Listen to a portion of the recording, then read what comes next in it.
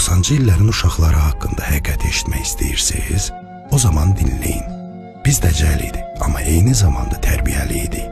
Biz sosial şəbəkələrsiz böyüyən sonuncu nəsilik. Səhərdən axşama qədər küçədə olurduq. Nə telefon, nə planşet, nə də like vardı. Evə qayıtma vaxtını zəng yox, ananın pəncərədən səslənməsi bildirirdi. Biz duyğulu filmlərlə və insani dəyərlərlə böyümüşük. Təsəvvürümüzlə möcüzələr yaradırdıq. Oyunlarımız hər şeydən yaranırdı.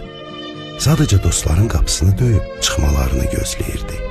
Gecələmələr isə bizim üçün əsl macəra idi. Dünya daha rəngarəng, daha canlı idi. Məclislər sadə, amma unudulmaz olurdu.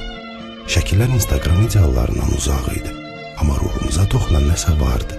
Biz telefonsuz gülür, qaçır, oynayırdıq. Daim bildirişlər olmadan. O vaxt panik atak nədir? Demək olar ki, heç kim bilmirdi. Sadəcə deyirdilər, zəif olma. Biz xırda şeyləri sevməyə bacarırdıq və bəlkə də bunu bacaran sonuncu nəsil biz idik.